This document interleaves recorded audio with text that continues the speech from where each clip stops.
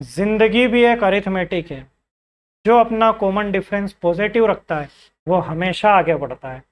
तो चलते हैं, आज शुरू करते हैं हम अरिथमेटिक प्रोग्रेशन का जो हमारा वन शॉट वीडियो है उसकी शुरुआत कर रहे हैं।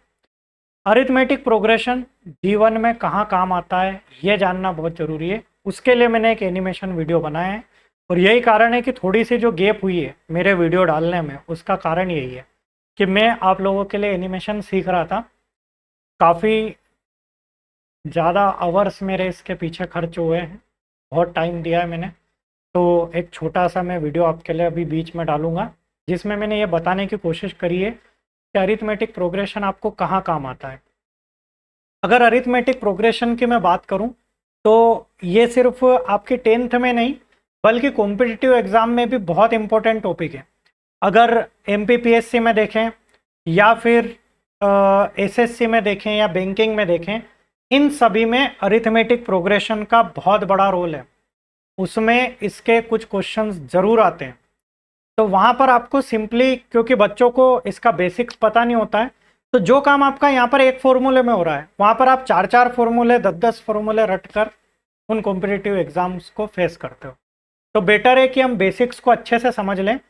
और ट्रस्ट मी, जैसा कि आपको पता है कि भले इस वीडियो की वन शॉट की लेंथ कुछ भी हो जाए, लेकिन ये अरिथमेटिक का आपका पहला और आखिरी वीडियो होगा। पहले की तो मुझे नहीं पता, लेकिन आखिरी वीडियो ज़रूर होगा, ये गारंटी है। तो पूरे पेशेंस के साथ देखिए और बस पूरा फोकस करके इस वीडियो को देखिए, ज़रूर आपको अरिथमेटिक प्रोग्रेशन कंप्लीटली समझ में आ जाएगा। तो चलते अपने वीडियो पर।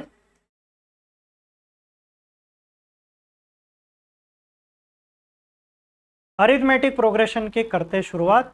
यहाँ पर आपको कुछ चीज़ें नज़र आ रही होगी, जैसे एक सोफ़ा दिख रहा है, उसके बाद फिर नंबर्स दिख रहे हैं, ये बढ़ते हुए जा रहा है, एक फॉर्मूला लिखा हुआ है।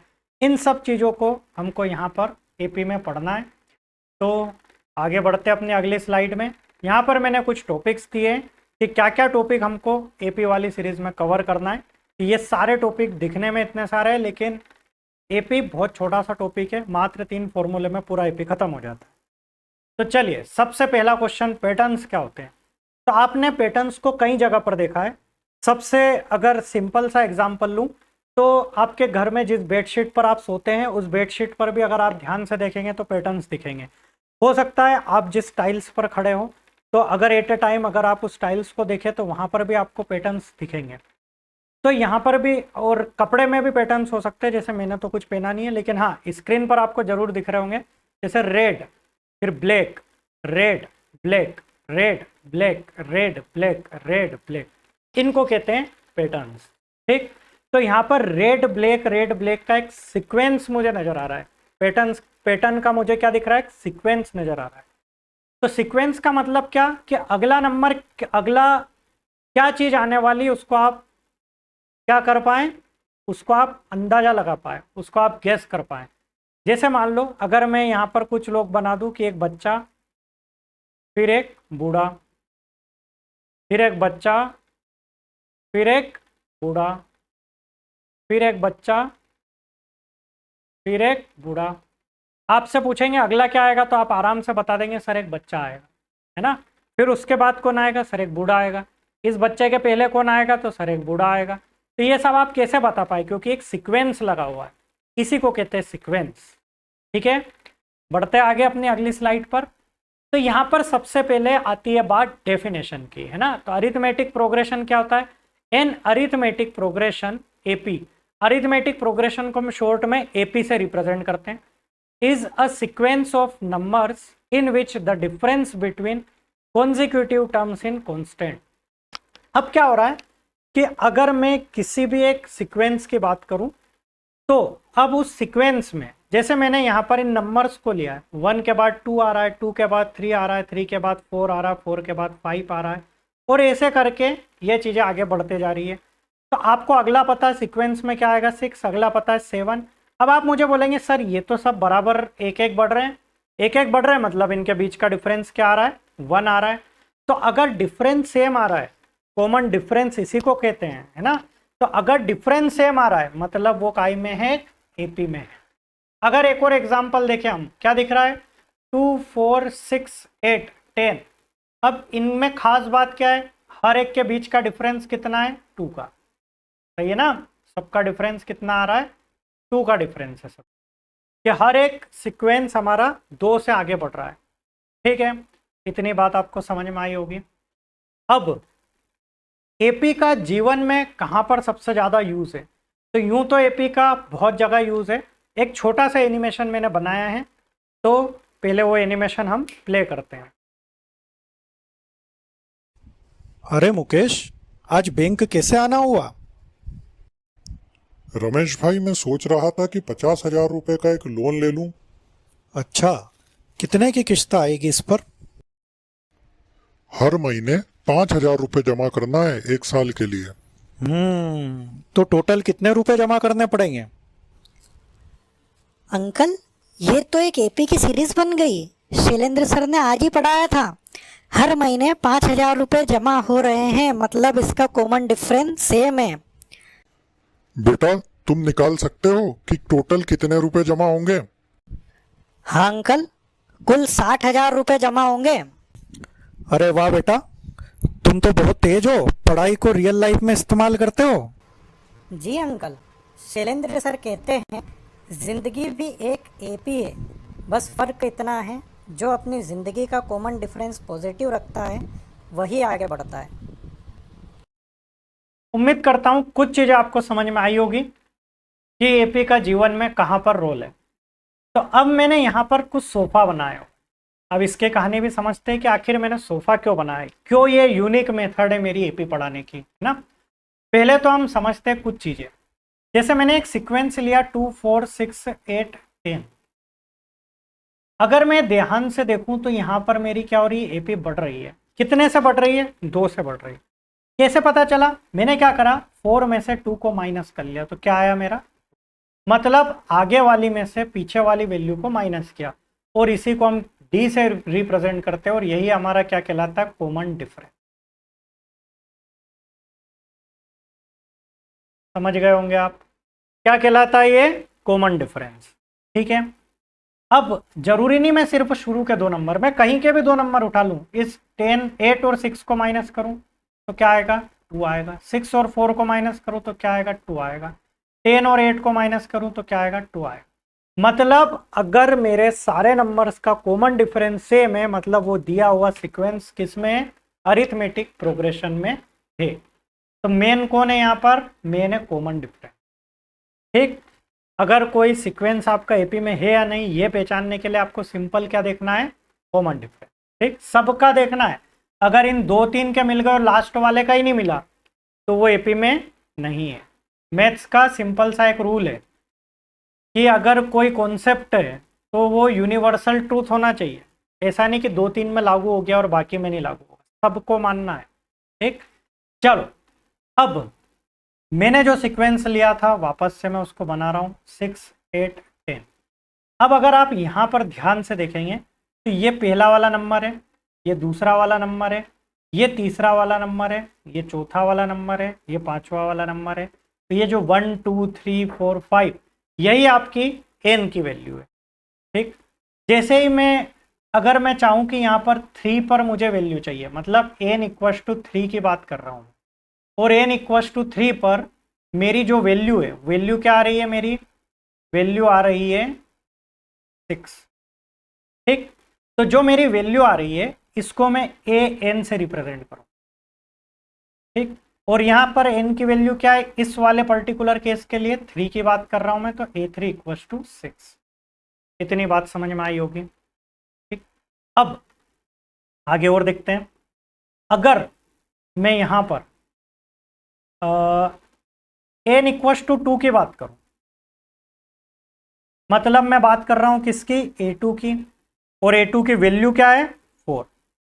ठीक है ना, 2 नंबर पर कौन बैठा है, जब n2 हो तब आंसर क्या हमारा 4। जब मैं बात करूं a5 पर, a5 की वैल्यू क्या है, 10। इतनी बात आपको समझ में आई होगी। तो ये जो सोफा के नंबर है ना 1 2 3 4, तो ये जो 1 है ये n की वैल्यू है, 2 भी मेरा n है, 3 भी n है। तो मेरी सभी चीज़ें बदलेगी, नंबर्स बदल जाएंगे, लेकिन ये जो 1 2 3 4 है ना, ये क्रम हमेशा मेरा वही रहेगा। जैसे अगर मैं आपसे बोलूं इस 1 पर कौन बैठा है, अगर मैं इस पर्टिकुलर इस सीक्वेंस की बात कर रहा हूं, तो यहाँ पर मुझे जो नज़र आ रहा है, मुझे यहाँ पर इस सोफा पर नज़र आ रहा है कौन, एक सेकंड, इस सोफा पर मुझे नंबर नज़र आ रहा है 2, ठीक। इस वाले सोफा पर नज़र आ रहा है 4, इस वाले सोफा पर नज़र आ रहा है 6, इस वाले सोफा पर 8। मतलब मेरे सोफा पर बैठने वाले लोग बदल जाएंगे लेकिन उसका नंबर वही होगा और वही आपका एन, ठीक। जैसे अगर मुझसे पूछा जाए कि A3 की वैल्यू क्या है, तो A3 की वैल्यू क्या दिख रही है आपको 6, A2 की वैल्यू 4, A1 की वैल्यू 2, A4 की वैल्यू, ठीक। अब अगर मैं सीक्वेंस की बात करूं तो इस सीक्वेंस की जो पहली टर्म है ना, ये वाली, इसको हम ऐसा भी होता है इसमें पहली टर्म मेरी 2 थी, अगर मैं पहली टर्म की बात करूं 2, तो ये मेरी कहलाती है फर्स्ट टर्म।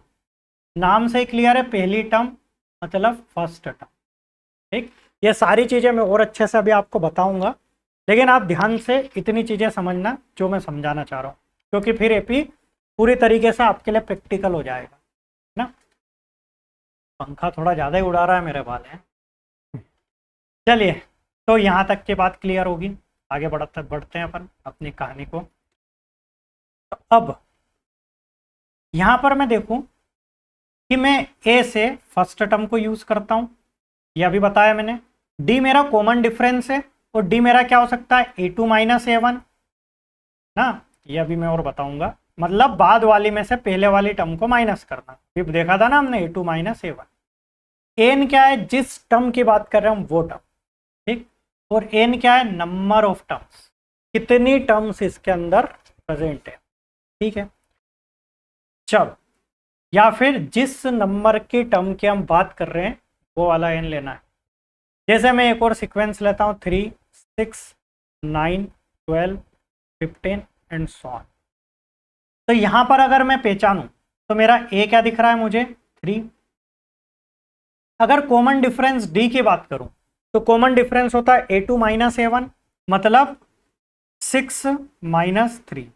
अगर मैं इनके नामकरण करूं तो अभी जो थोड़ी देर पहले देखा, इसका नाम A1 है, इसका नाम A2, इसका नाम A3, इसका नाम A4, इसका नाम A5, जो हमने सोफा के नाम अभी थोड़ी देर पहले रखे थे, ठीक। तो सोफा पर बैठने वाला कौन है, यहाँ पर 3 बैठा, A2 पर कौन बैठा 6, A3 पर कौन बैठा 9, A4 पर कौन बैठा 12, A5 पर कौन बैठा 15, ठीक है। अब D क्या हो गया, 3 हो गया, 6 माइनस 3 3, ओके।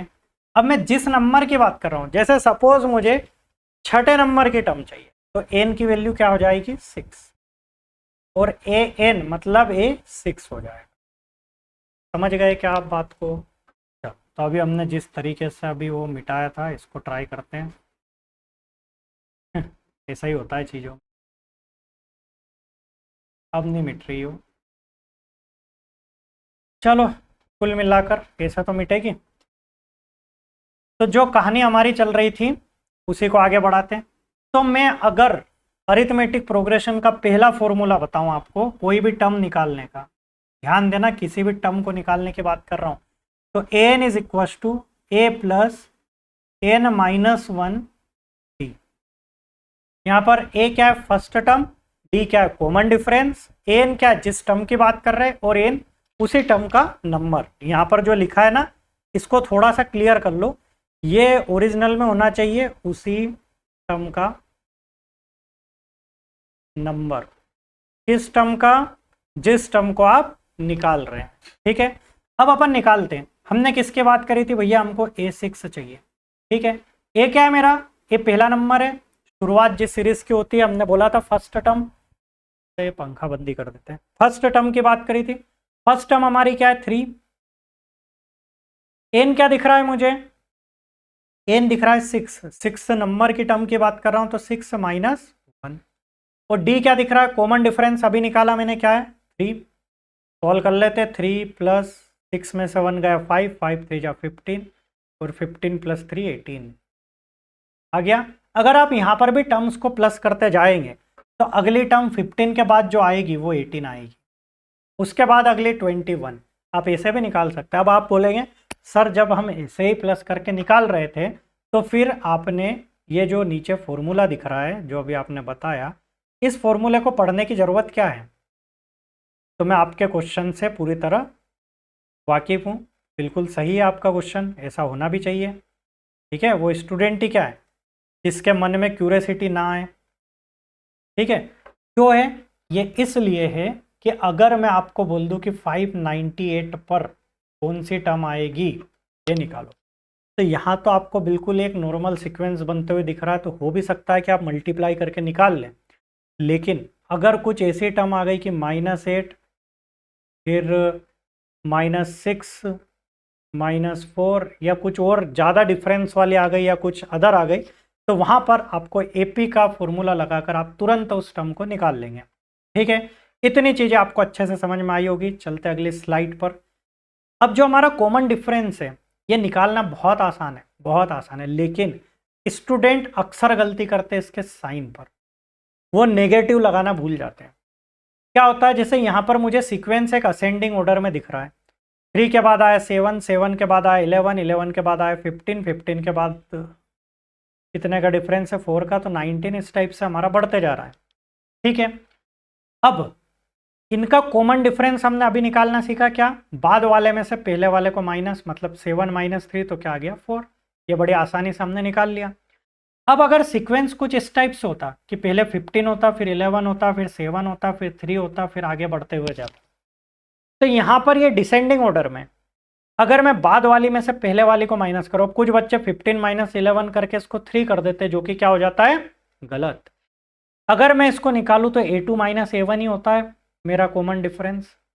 अब जो D है, D इक्वस टू A2 मुझे दिख रहा है 11, क्योंकि बाद वाली टर्म ये है मेरी A2, और A1 दिख रहा है 15, और दोनों का डिफरेंस आया 11 में से 15 गया तो -3।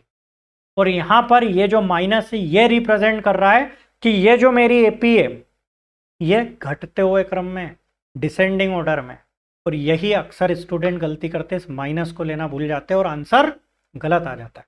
तो हमको ये गलती नहीं करना है। चलो तो आगे बात करते हैं एक general form of an AP. एक जनरल फॉर्म निकालते हैं। अभी मैंने एक फॉर्मूला बताया आपको, n is equals to a plus n minus 1 D.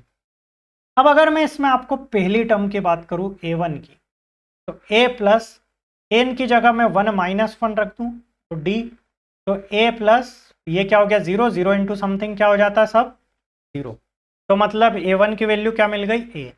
इसी टाइप से A2 को निकालो तो A प्लस 1 की जगह अब क्या आ जाएगा 2 - 1, तो क्या हुआ 1, 1 इंटू डी क्या है D। A3 की बात करूँ तो A प्लस, अब यहाँ 3 रखूँगा तो 3 - 1 2D। A4 की बात करूँ तो A प्लस, सॉरी मैंने आप प्लस लगा, A प्लस 3D। इस टाइप से मेरी हर एक टर्म क्या हो रही है। अगर मैं ध्यान से देखूं तो जब मैंने 2 की बात करी तो D के साथ क्या लिखा हुआ है, कुछ नहीं मतलब 1। जब मैंने 3 की बात करी तो D के साथ कुछ नहीं मतलब क्या है 2। ओह सॉरी क्या बोल रहा हूँ, चालू करना पड़ा है, गर्मी ज़्यादा हो रही है। चलो अब अगर मैं A3 की बात करूं तो A प्लस 2D, तो 3 जब मैंने लिया तो यहाँ पर एक कम हो गया। जब चौथे नंबर की बात करी तो एक कम हो गया। अगर मैं ऐसे ही आपसे 99 की बात करूं तो क्या A प्लस 98D हो जाएगा, बिल्कुल। अगर मैं आपसे बोलूं 56 की तो A प्लस 55D हो जाएगा। एग्री करते हैं इस बात को। तो ये जनरल फॉर्म है एपी की। देखो ये पहली टर्म, ये दूसरी टर्म, ये तीसरी टर्म, ये चौथी टर्म, इसी टाइप से आगे हमारी टर्म्स बढ़ती हुई जाएगी। चलते अगली स्लाइड पर। तो nth term of an AP ये हम निकालना सीख चुके हैं। एक बार और देखते हैं इसको। हमको दिया है कि a आपका 3 है, d आपका 5 है। इस बार आपको सीक्वेंस में भी उलझने की जरूरत नहीं है। सिंपल आपका फॉर्मूला क्या है, n is equal to a plus n minus 1 d. a यहाँ पर नजर आ रहा है क्या 3। n कौन सी टर्म पर निकालना है, उन्होंने बोला 10th टर्म निकालो, तो n की जगह रख दूंगा 10 और d की जगह क्या रख दूंगा 5। 3 प्लस 9 इंटू 5 45, तो 3 प्लस 45 इक्वल्स टू 48। तो ये हो गया हमारा। चलते आगे। अब कुछ प्रैक्टिस क्वेश्चंस। हमने क्या पढ़ा और हमको कितना आता है इसका जवाब देंगे हमारे कुछ प्रैक्टिस क्वेश्चन। मुझे पंखा ही सेट करना नहीं आ रहा है अभी तक, कितने दिन हो गए। चलो प्रैक्टिस क्वेश्चंस की बात करते हैं अपन। तो यहाँ पर 147 ये मुझे दी हुई है और मुझे फिफ्थ नंबर की एपी फाइंड करना है। मतलब फिफ्थ नंबर की एपी मतलब एन इज इक्वल टू 5 और A5 ये मुझे फाइंड करना है। बिल्कुल राइट। अब मुझे यहाँ पर दिख रहा है मेरा ए क्या है, जो पहली वाली टर्म है। कॉमन डिफरेंस मैंने क्या बताया था, A2 माइनस A1। A2 क्या दिख रहा है मुझे 4 और A1 क्या दिख रहा है 1, तो आंसर क्या आया 3।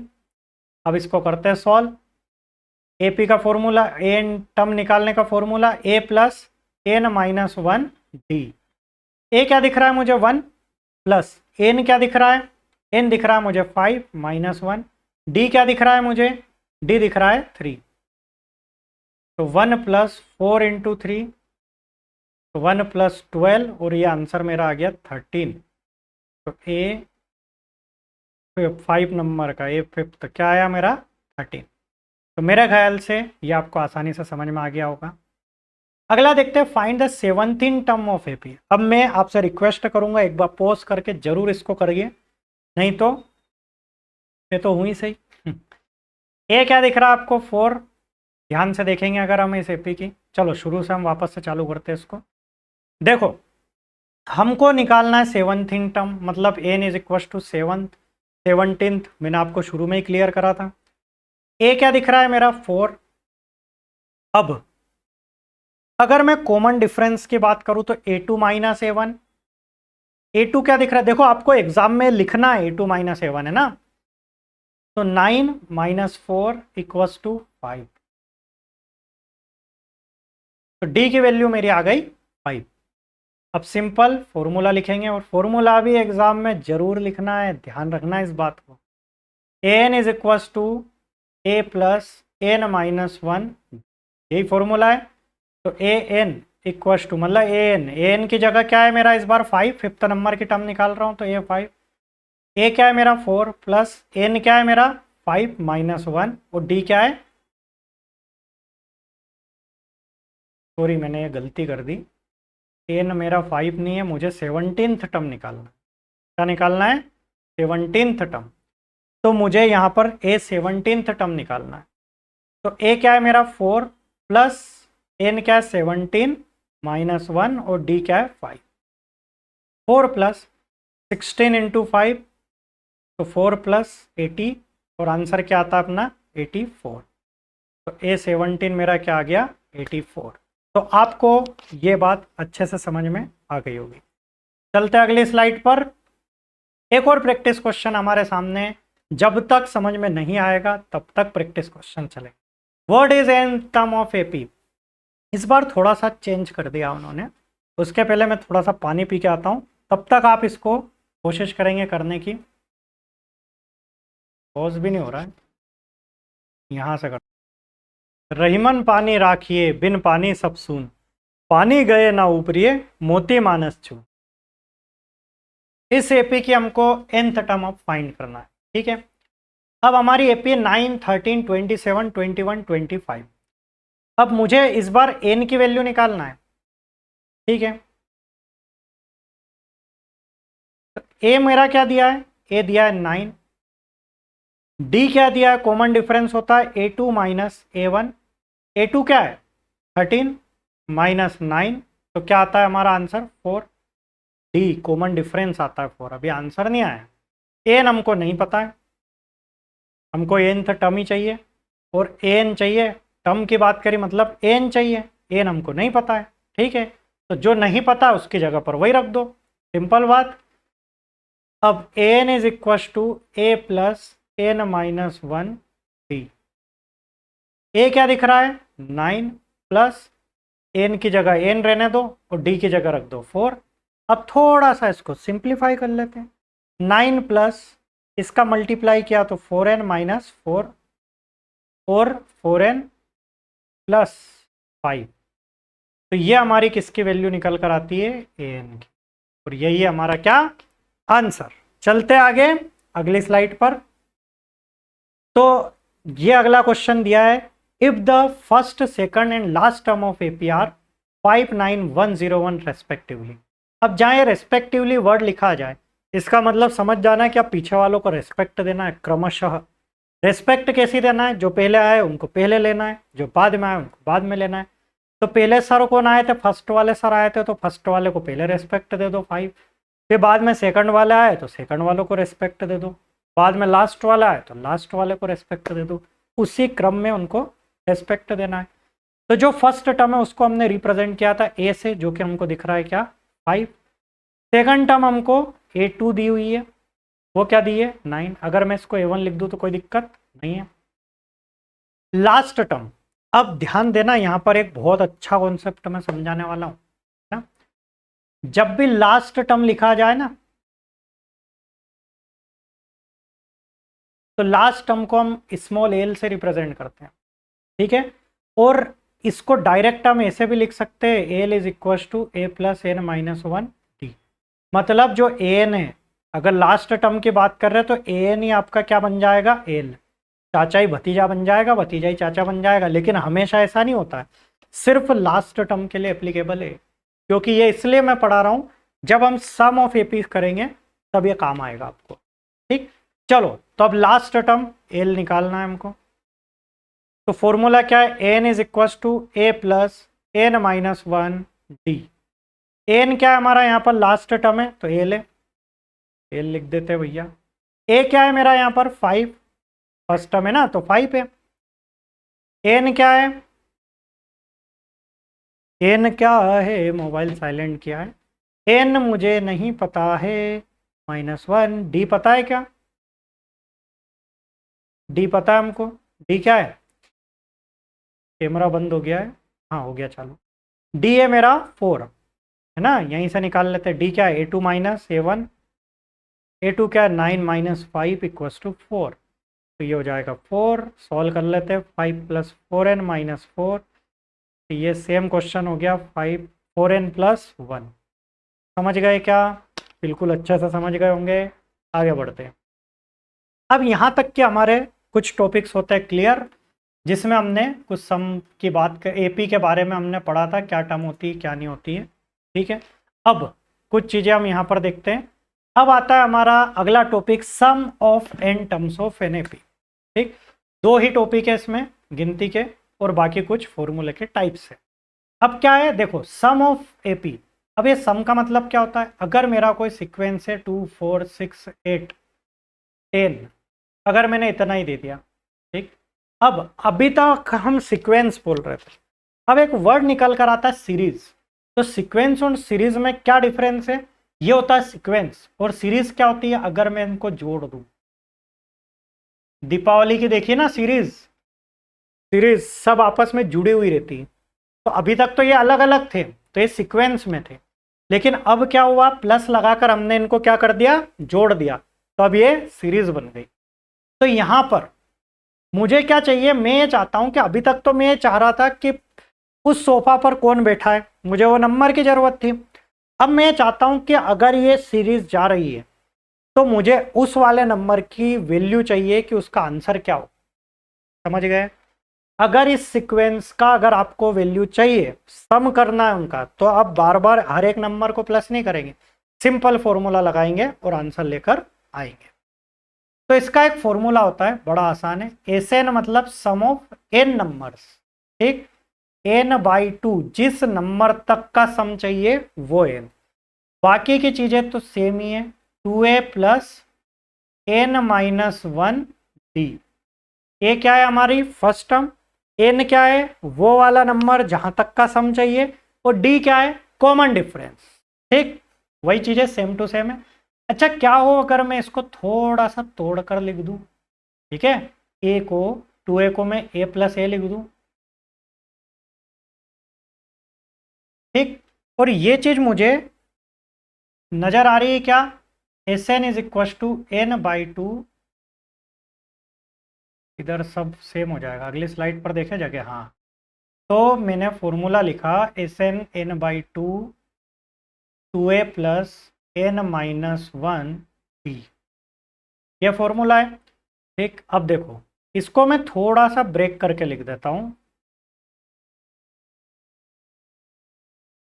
ये कुछ देखा देखा लग रहा है आपको? ये वाला हिस्सा जो यहां से यहां तक का है, ये कुछ देखा देखा लग रहा है? ये फॉर्मूला था हमारा an निकालने का, तो a प्लस an लिख सकता हूं मैं इसको। और जब an हमारी लास्ट टर्म हो, अगर an हमारी लास्ट टर्म है, तो क्या मैं इसको स्मॉल l लिख दूं? तो अगर मुझे लास्ट टर्म दी हुई होती है और फर्स्ट टर्म दी हुई होती है, तो हम बाकी चीज़ों में नहीं पढ़ते, हम सिंपल ये फॉर्मूला लगाकर भी आंसर फाइंड कर सकते हैं। तो हमने यहाँ पर कितने फॉर्मूले देखे? सम ऑफ एपी में 2 फॉर्मूले। एक तो ये है n/2 2a plus n minus 1d, आसान सा फॉर्मूला है। दूसरा Sn is equal to n/2 a plus l। ठीक, अगर आपके भैया दीदी किसी कॉम्पिटिटिव एग्जाम में हैं, तो ऊपर वाला जो क्वेश्चन आपको ये दिख रहा है, जो मैंने प्रैक्टिस क्वेश्चन में लिया है, ये क्वेश्चन उनके कॉम्पिटिटिव की तैयारी में आपको 101% दिख जाएगा।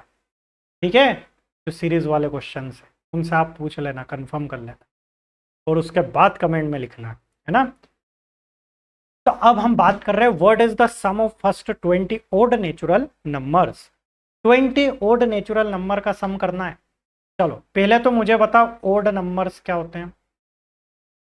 अब ओड नंबर आपको सभी को अच्छे से पता है क्या होते हैं।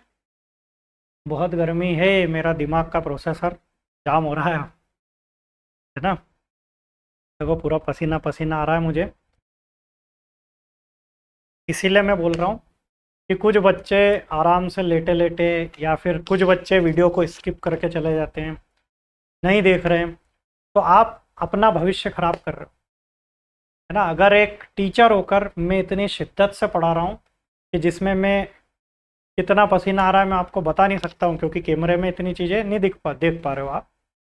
तो उसके बाद अगर मैं पढ़ा रहा हूँ, तो सबसे पहला आपका कर्तव्य है कि आपको पढ़ना है। आप धूल झोंक रहे हो अपने आप की आंखों में, अपने पेरेंट्स की आंखों में, क्योंकि वो आपके लिए कुछ और सपना देख कर बैठे हैं, उनके अधूरे सपने वो आप में देख रहे हैं। तो अब आपकी जिम्मेदारी है कि आप उसको करें ना। और करना कुछ नहीं है, सिर्फ पढ़ना है। तो ये आसान काम है पढ़ना। जब तगारी फेंकने की बारी आएगी ना, अभी बहुत आसान लगता है। अगर आपसे बोल दिया जाए कि अभी तगारी फेंकना, तो आप बोल दो किताब रहना तो मैं तगारी फेंक लेता हूँ। लेकिन जब जो आदमी रेगुलर तगारी फेंक रहा है ना, उससे बोल दो कि तेरे को रोज की दिहाड़ी खाली पढ़ने की देंगे, तो वो उस टाइम पर आसान लगेगा आपको। चलो, तो ओड नंबर्स होते हैं हमारे 1 3 5 7 9 12। सॉरी 12 ले लिया मैंने बोला ना मेरा प्रोसेसर अभी थोड़ा स्लो हो गया है। 9 के बाद आएगा 11 एंड सो ऑन। ये होते हैं हमारे नेचुरल नंबर्स, ओड नंबर्स। अब एक तो तरीका मेरा क्या, इन सबको मैं लिखूं 3 plus 5 plus 7 plus 9 plus 11 plus 13 plus, तो ऐसे शुरू के 20 नंबर्स को लिखूं मैं, तो इतना बचने से ज़्यादा अच्छा है मैं फॉर्मूला लगाऊं। चलो, अब मेरी अगर सीरीज सीक्वेंस की बात करूं या सीरीज की बात करूं, तो मेरी सीरीज कुछ इस टाइप से बन रही है। 1 प्लस 3 प्लस 5 प्लस 7 प्लस, ये चीज़ें चल रही है। ठीक, अब मुझे ऐड करना है 20 ओड नेचुरल नंबर्स को। ठीक है, तो यहाँ पर मुझे सम करना है 20 ओड नेचुरल नंबर्स का। ठीक, तो ए मुझे दिख रहा है 1। अगर मैं कॉमन डिफरेंस की बात करूँ तो क्या होता है A2 माइनस A1। A2 क्या दिख रहा है 3 माइनस 1, तो क्या हो गया 2। कॉमन डिफरेंस भी निकालने का तरीका सेम, ए भी है मेरे पास। ए ने कितना दिया है मुझे 20। अब देर किस बात की, सिंपल फॉर्मूला अपना लगाते हैं। फॉर्मूला क्या है अपना, Sn equals to n/2 2a plus n minus 1। ठीक, n क्या दिख रहा है मुझे यहाँ पर, मुझे n दिख रहा है 20। मुझे S20 चाहिए, शुरू के 20 ओड नंबर्स का सम चाहिए। n क्या है मेरा 20 डिवाइड बाई 2। a की वैल्यू क्या है मेरी 1। वैल्यू को हमेशा ब्रैकेट में रखा करो, यही प्रैक्टिस रखा करो, स्पेशली माइनस वाली को तो बिल्कुल ब्रैकेट में ही रखना है आपको। ठीक, n क्या है 20 माइनस 1 और d क्या है 2। 20/2 क्या हुआ 10, ये हो गया 2 1 जा 2 प्लस 19 इंटू 2 38, 38 प्लस 2 40, तो 10 इंटू 40 क्या हो गया 400। तो ये आ गया इसका सम। अगर आप ट्रेडिशनल अप्रोच से करते हैं ना तो आपको काफ़ी टाइम लग जाता है इसको करने में। ठीक है, तो चलते अपने अगली स्लाइड पर। क्या कहती है हमारी अगली slide? Find the sum of first 5 terms of the arithmetic progression whose first term is 3 and fifth term is 11। एक और अलग टाइप का क्वेश्चन है। देखो यहाँ पर क्या हो रहा है कि मैं अलग अलग टाइप आपको लेकर आ रहा हूँ, ठीक है, क्योंकि हमको कम समय में ज़्यादा करना है। तो आपको उसके टाइप वाले जो क्वेश्चन है वो एनसीईआरटी में आपको मिल जाएंगे। ठीक है, तो आपसे आराम से एनसीईआरटी लगेगी। अगर नहीं भी हुई तो मैं आपको पूरी एनसीईआरटी करवाऊंगा, वो आपने मेरे प्रीवियस वीडियो में देख ही लिया होगा। तो यहाँ पर मुझे फर्स्ट 5 टर्म का सम निकालना है एक प्रोग्रेशन का, जिसकी फर्स्ट टर्म क्या दे रखी है 3, तो जहाँ फर्स्ट टर्म आ जाए वहाँ a=3 लिख दो। जिसकी फिफ्थ टर्म 11 दे के रखी है, a5 इज इक्वल टू 11। और हमको 5 टर्म का सम निकालना, मतलब n इक्वल टू 5, मतलब ये 5 5 मैच खा गया। मतलब मुझे 5 टर्म का सम करना है और मेरा n भी 5 है, मतलब जो लास्ट टर्म है वही मेरी n है, यही मेरा l है। और लास्ट टर्म के फॉर्म में हमने एक फॉर्मूला पढ़ा था, याद है आपको? एन के हमने 2 फॉर्मूले पढ़े थे, n/2 2a plus n-1 d। अब क्या हुआ, एक और फॉर्मूला क्या था, n equal to n/2 2a plus a plus l था, a प्लस l, यही फॉर्मूला था। डायरेक्टली इसमें वैल्यू रख देंगे, अपना आंसर आ जाएगा। n क्या आपका 5/2, a क्या है आपका 3, l आपका क्या है, देखो अभी बोला ना मैंने लास्ट टर्म ये दोनों क्या है इक्वल ही है, तो यहाँ पर क्या हो जाएगा, ये क्या हो जाएगा 11, और 11 प्लस 3 क्या हो गया 14, और 2 7 जा 14 और 7 5 जा 35। तो s 5 आपका क्या हो गया 30। तो मेरे ख्याल से आपको अच्छे से ये समझ में आ गया होगा। चलते हैं अपने अगले स्लाइड पर। तो आखिरी स्लाइड है जिसमें हम बात कर रहे हैं हमने एपी में आज क्या सीखा। बहुत आसान था एपी, हमने सिंपली 3 फॉर्मूले में एपी को ख़त्म कर दिया। क्या था पहला, सबसे पहले हमने टर्म निकालना सीखा। इसका फॉर्मूला क्या था, a प्लस n-1 d। ठीक है, a क्या थी यहाँ पर फर्स्ट टर्म थी, n क्या था, जिस नंबर की हम बात कर रहे हैं वही नंबर लेना है, और d क्या है हमारा कॉमन डिफरेंस। और दूसरा फॉर्मूला हमने Sn का पढ़ा था, मतलब सम ऑफ टर्म्स, जब हमको उस सीरीज को सम करना है तो n/2 2a प्लस n-1। और एक और हमने Sn की टर्म में एक और फॉर्मूला पढ़ा था, क्या था, Sn is equal to n/2 a plus, जब लास्ट टर्म की बात होगी तब l। सिर्फ मात्र इन 3 फॉर्मूले में पूरा एपी हमारा हो गया खत्म। अब आपको फर्दर एपी में कोई एक्स्ट्रा कॉन्सेप्ट नहीं पढ़ना है, सिंपली आपको क्वेश्चंस की प्रैक्टिस करना है। जितने भी कॉन्सेप्ट थे सब मैं पढ़ा चुका हूं।